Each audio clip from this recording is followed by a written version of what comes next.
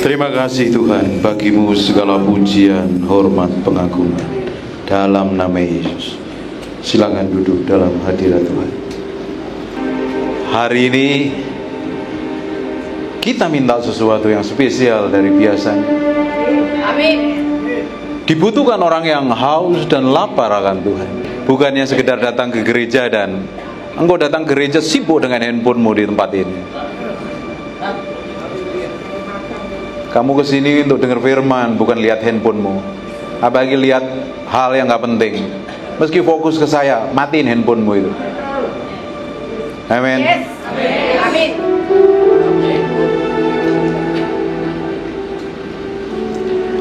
Kalau kekristenan kita ini gak memiliki rasa haus dan lapar akan Tuhan, gak pingin Tuhan, kamu datang ke gerejanya sekedar ke gereja, gak pingin sesuatu yang ilahi yang Tuhan mau berikan dalam hidupmu. Karena banyak orang datang ke gereja kan motivasinya lain-lain. Pingin diberkati, pingin disembuhkan, pingin punya kenalan, pingin dapat jodoh. Yang oma-oma ini gak usah mikirin jodoh nih, mikirin Tuhan saja ini. Harusnya mempersiapkan hatinya sepenuhnya untuk Tuhan. Ini yang muda-muda ini harusnya kamu dedikasikan hatimu sepenuhnya untuk Tuhan. Perjalananmu sama Tuhan masih panjang, dan kau harus memiliki rasa haus dan lapar akan Tuhan. Karena banyak orang Kristen datang ke gereja hanya sekedar ke gereja, gak memiliki kerinduan dan kelaparan dengan Tuhan. Bertahun-tahun hidupnya seperti itu dan gak pernah mengalami perubahan apa-apa. Bahkan bikin trouble, bikin masalah di rumah, bikin keributan, sama tetangga berantem, sama suami eker-ekeran, saling gigit, saling telan. Di gereja bikin masalah, bahkan di gereja tidur malah. Harus memiliki kerinduan dan kelaparan dengan Tuhan, lebih dari apapun juga. Selama saya ngomong, Bapak Ibu mesti fokus sama saya. Meski agak shock dengerin khotbah saya kan. Ini pendetanya agak galak ini. Di Matius 6 Matius pasal yang kelima, yang keenam, berbahagialah orang yang lapar dan haus akan kebenaran, karena mereka akan dipuaskan. Apapun yang Bapak Ibu butuhkan, apapun yang kamu butuhkan, itu sumbernya dari segala sumber adalah Tuhan. Bukan pendeta, bukan gereja. Tuhan yang menjadi sumbermu. Yang jadi masalahnya, banyak orang pakai kekuatannya sendiri, merasa bisa, merasa mampu, merasa sanggup. Ya, ternyata hidupnya bikin trouble di mana-mana. Hari ini kalau engkau gak memiliki kerinduan dan kelaparan sama Tuhan, pulang ke gereja tetap kelakuanmu tetap sama. Tapi kalau engkau hari ini pingin Tuhan, pingin ngalami Tuhan, pingin kenal Tuhan, pingin ngalami kehadiran Tuhan dalam hidupmu, hidupmu akan diubahkan. Tidak akan pernah sama lagi. Ini jam-jam gawat, ini jam-jam setelah makan siang ini, kalau nggak fokus tidur kamu di sini. Senggol dulu kanan kiri, bangun kamu. Ngapain tidur di sini? Tak sewain hotel nanti kamu biar tidur di hotel nanti. Enjoy dulu ya. Kita mau jalan sama Tuhan kok. Kita mau hidup benar di hadapan Tuhan. Kita mau menikmati hadiratnya. Tapi dibutuhkan rasa haus dan lapar akan Tuhan, lebih dari apapun juga. Rasa haus, pingin kenal Tuhan, pingin ngalami Tuhan. Mungkin saya bilang kamu jadi orang Kristen bertahun-tahun ke gereja, tapi kalau kamu gak memiliki rasa haus dan lapar, pingin kenal Tuhan, pingin ngalami Tuhan, lihat bertahun-tahun nanti, sampai masamu tua, rambutmu putih semua, matamu berubah jadi biru, tidak akan pernah terjadi apa-apa. Hari ini dibutuhkan orang yang haus dan lapar pingin Tuhan. Kitab Wahyu katakan seperti ini, Wahyu pasal yang ketiga 15 dan 16. Perhatikan baik-baik. Aku tahu segala pekerjaanmu. Berarti Tuhan lihat loh pekerjaanmu loh. Jadi aser, jadi singer, jadi multimedia, jadi ibu rumah tangga, jadi pelayan Tuhan, jadi pendeta, jadi hamba Tuhan, apapun lah namanya. Tuhan lihat dan Tuhan perhatikan itu. Tuhan lihat dan Tuhan perhatikan apapun yang Bapak Ibu lakukan dan kerjakan. Dia lihat. Tapi apapun yang kita kerjakan, apapun yang kita lakukan, tanpa kita memiliki cinta dan mengasihi Tuhan, sia-sia belaka. Hanya rutinitas agamawi, karena banyak orang datang ke gerejanya melakukan rutinitas agamawi. Duduk di gereja dengerin pendeta sambil liar-liar ngantuk. Karena saya lihat beberapa orang sedang tidur pulas dalam hadirat Tuhan. Tapi gak memiliki cinta yang berkobar-kobar. Ini yang sudah menikah tahu kok artinya cinta itu apa? Yang udah menikah siapa ini? Ini rata-rata oma-oma ini udah nikah belum ini? Atau masih single ini? Ini orang yang pernah jatuh cinta tahu rasanya cinta seperti apa? Betul nggak Pak Multimedia? Berdegup kencang, bergetar, berdebar-debar. Maunya deket terus kan? Orang aku cinta Tuhan di gereja angkat tangan, tapi hari biasa nggak pernah memberi hatimu sama Tuhan. Doamu 3 kali sehari, sarapan pagi, makan siang, dan makan malam. Terus dipikir kamu cinta Tuhan, palsu cintamu. Orang yang cinta itu, betul Pak Multimedia ya, udah nikah kan? Kalau istrimu kamu cuekin, apa yang terjadi? Jangan sampai dilempar wajan, betul apa enggak? Sehari dicuekin istri bisa komplain itu. Kadang perlu diajak ngopi, Starbucks, makan bakmi dan lain sebagainya. Didengerin ngomongnya. Karena kita mencintai dan mengasihi pasangan hidup kita. Jadi masalahnya kamu datang ke gereja enggak Tuhan? I just want to praise you.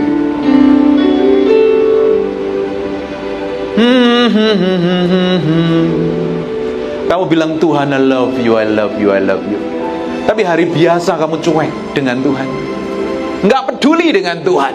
Doanya pun kalau kamu butuh sesuatu kok sama Tuhan, tanpa memiliki kerinduan dan kelaparan dengan Tuhan lebih dari apapun, cintamu tuh palsu dan bohong loh. Ini oma-oma yang sudah menikah nih tahu bagaimana dicintai pasanganmu kan? Pasanganmu pernah mencintai kan? Nggak nyiksa kan? Halo oma, pasanganmu baik semua kan? Mencintai nggak kasar kan? Kalau pasanganmu nggak peduli dengan kamu, itu rumah tangga isinya manifestasi dari pekerjaan neraka loh. Horor semua atmosfernya, serem semua. Tapi ketika pasangan suami istri mesra, kamu bisa menikmati surga di muka bumi. Karena saling cinta, saling mengerti, saling memberi hidup dan memberi hati. Kekristenanmu juga sama dengan Tuhan. Kamu gak mencintai Tuhan, kamu gak mengasihi Tuhan. Orang yang mengasihi Tuhan itu, Kitab Yohanes katakan, melakukan setiap firman-Ku. Lihat sendiri dalam dirimu, kamu udah lakukan firman apa enggak? Lihat kelakuanmu seperti apa di hadapan Tuhan. Hidupmu benar, mulutmu jahat apa enggak? Kalau mulut jahat bertobat itu. Terus kamu bilang cinta Tuhan, dari manifestasi tindakanmu, perbuatanmu, kelakuanmu tidak mencerminkan cinta Tuhan. Palsu dan bohong. Seorang suami yang mencintai istrinya, dia mengasihi loh. Dia lakukan yang terbaik untuk istrinya. Dia kerja yang terbaik. Dia perlakukan istrinya seperti putri. Disayangi, dicukupin semua kebutuhannya. Bahkan dia suami yang sayang sama istrinya, gak mau ngomong kasar dengan istrinya. Sekalipun istrinya kadang bawel, cerewet. Nih, oma-oma gak boleh cerewet tuh ya. Semakin tua karaktermu harus seperti Kristus, gak boleh cerewet, gak boleh bawel, gak boleh tukang gosip ya. Harusnya semakin tua semakin urapan, semakin penuh hikmat dan pengertian. Bayangin kalau suami itu kasar dengan istrinya, istrinya merasa disayang gak? Bahkan kalau bisa doain suami cepat mati. Ada beberapa orang karena suaminya terlalu jahat dengan dia, Saya konselingin banyak sekali orang, hampir tiap hari konselingin orang. Ada orang-orang yang suaminya kasar sekali, ketus galaknya bukan main. Sampai dia nyerah sama saya, Pak boleh gak saya doain suami saya meninggal? Saya bilang jangan, kasihi. Itu bagian dari pilihanmu, engkau harus cintai seumur hidupmu. Saya bilang cintai. Kamu bilang cinta Tuhan, tapi kamu gak memberi waktu sama Tuhan. Kelakuanmu buruk, sikapmu jelek. Nyembah Tuhan gak pernah. Di kemarin saya bilang, kalau Bapak Ibu di sini gak pernah nyembah Tuhan di rumah, jangan pernah di gereja kamu bisa nyembah Tuhan. Penyembahanmu palsu. Amin. Mulai tersinggung? Bagus kalau tersinggung. Artinya firman ini kena sampai kedalaman batin. Nggak bisa kita nyembah di mimbar sini, nggak bisa kita nyembah di gereja. Kalau di rumah engkau nggak pernah nyembah Tuhan, terus kamu di gereja bilang I love you, palsu cintamu. Hari ini perlu bertobat dan mencintai Tuhan lebih dari apapun juga. Amin. Ketika engkau, Bapak Ibu kan semua punya kebutuhan masing-masing ya. Kamu punya kebutuhan banyak nih, kelihatan dari wajahmu. Butuh diberkati dan diurapi Tuhan tentunya. Yang di sini-sini, engkau mesti kenalin Tuhan dan cintai Tuhan. Dari situ engkau akan temukan segala sesuatu dalam hidup. Amin. Bangkit berdiri sama-sama.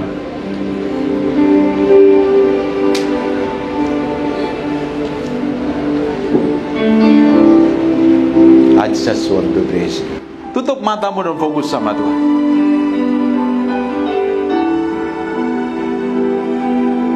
And lift my hands and say I love you. You are everything to me. And I exalt your holy name.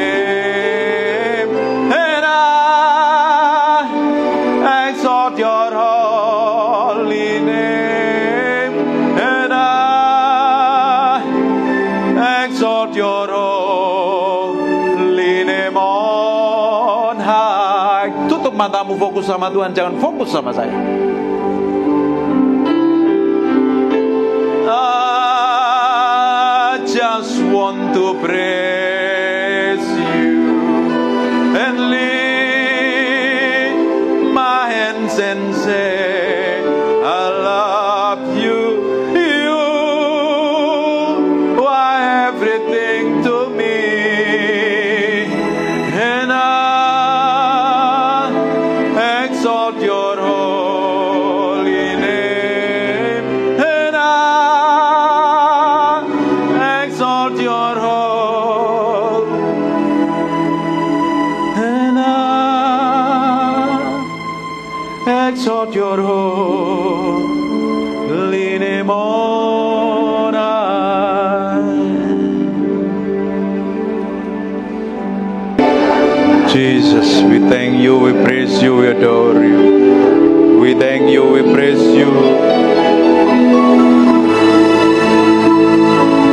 Hari ini kita berikan hati kita sama Tuhan.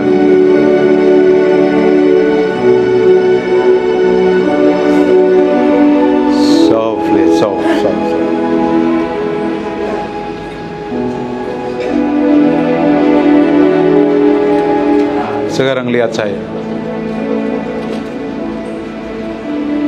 Sebagai kerinduan dan kelaparanmu sama Tuhan akan menentukan suatu hari engkau akan jadi apa.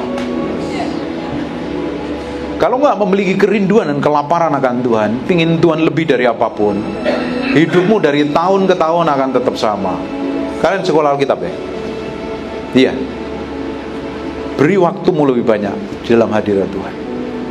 Saya jadi hamba Tuhan dari tahun 98. Sejak saat itu saya dedikasikan waktu saya lebih banyak di kaki Tuhan, nyembah Tuhan, berjam-jam di dalam hadiratnya. Dari tahun 98, orang kenal saya tahun 2021. Sepanjang perjalanan itu diremukkan Tuhan, dibentuk Tuhan. Makanya saya bilang, kalau kita pingin kenal Tuhan, karena di sini hanya sekedar datang ibadah, kebanyakan hanya sekedar datang ibadah dan plonga-plongo, nggak ngerti apa-apa, tolek kanan, tolek kiri gitu. Kalian mesti cari Tuhan, cintai Tuhan lebih dari apapun. Kalau engkau hanya sekedar biasa datang ibadah dan hanya jadi penonton, tidak heran hidupmu dari tahun ke tahun tetap sama. Yang tetap sama dan tidak berubah itu Yesus. Kita yang harus berubah. Katakan amin. Tidak heran orang bertahun-tahun jadi orang Kristen, makan di gereja, tua di gereja, tidak pernah jadi apa-apa. Kenapa hidupnya seperti itu terus? Padahal perjalanan kita bersama Tuhan itu step by step berjalan dari kemuliaan satu pada kemuliaan yang lain, dari urapan satu pada urapan yang lain, dari hikmat satu pada hikmat yang lain, dari pengaruh satu pada pengaruh yang lain loh. Di bawah level kehidupan yang berbeda. Dimulainya dengan rasa hausmu dan laparmu akan Tuhan. Ini penting ini, karena hari ini banyak orang hanya jalanin rutinitas agamawinya sebagai orang Kristen. Kalau minggu saya mesti ke gereja, tapi setiap hari kelakuannya, sikap dan perbuatannya tidak jauh beda dengan orang yang tidak kenal Tuhan. Dan hidupnya jadi batu sandungan. Kalau hari ini kau berikan hatimu sepenuhnya, kau akan melihat sesuatu yang Tuhan akan kerjakan. Coba sekarang kita akan lihat di Matius pasal yang ke-5. Kasih minum dulu, kasih aqua dulu Bapak itu. Ada aqua enggak? Nah, ini kasih minum Bapak itu. Bapak yang di ujung, ke sana. Karena tadi banyak nyembah Tuhan, jadi suaranya habis kelihatannya. Ini Bapak ini depannya. Ya. Hari ini dikasih aqua, besok semoga diberkatin perusahaan minuman. Kalau nggak dagang minuman, ya kan? Tutup matamu dan fokus sama Tuhan. I surrender all unto Thee, my blessed Savior. I surrender all. I surrender all. I surrender all. I surrender all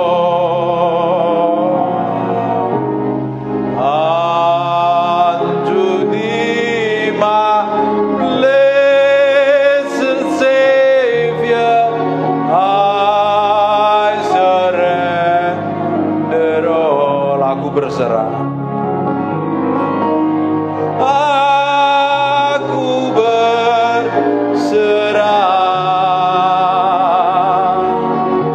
Aku berserah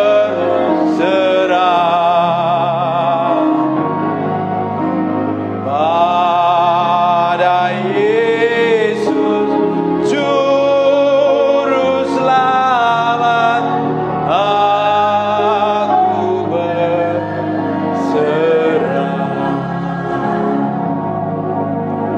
Aku berserah.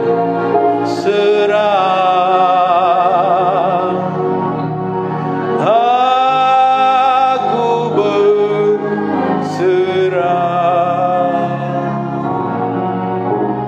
pada Yesus Juru Selamat. Aku berserah. Lihat sampai kedalaman batinmu sendiri di hadapan Tuhan. Berikan sepenuhnya buat Raja yang Maha Mulia.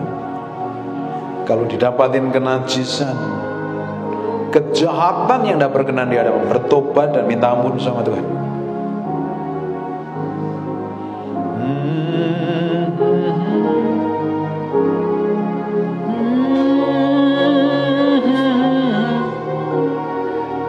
Tuhan, kami mau dedikasikan hidup kami sepenuhnya ke dalam tangan kuasa-Mu.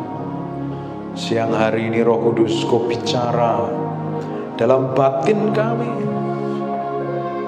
Berikan impresi yang kuat, supaya kami melangkah berjalan dalam kebenaran, berjalan dalam kekudusan. Kami sampai garis akhir didapatin menjadi orang yang berkenan di hadapan-Mu. Terima kasih ya Tuhan. Aku mengasihi Engkau Yesus.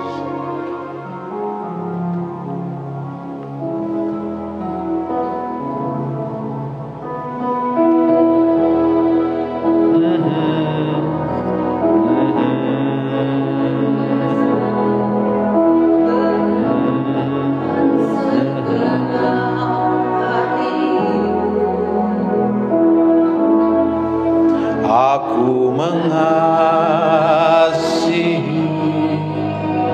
Engkau Yesus dengan segenap jiwaku. Ku renungkan firman-Mu, renungkan firman-Mu siang dan malam.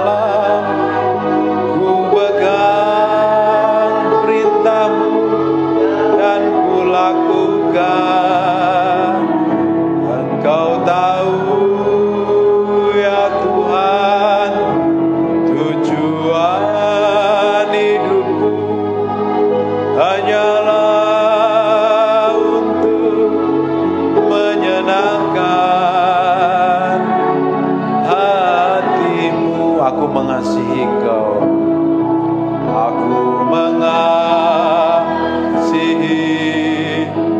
Engkau Yesus dengan segenap hatiku. Aku mengasihi Engkau Yesus dengan segenap jiwaku. Renungkan firman-Mu siang dan malam. Ku pegang perintah-Mu dan ku lakukan. Engkau tahu ya Tuhan, tujuan hidupku hanyalah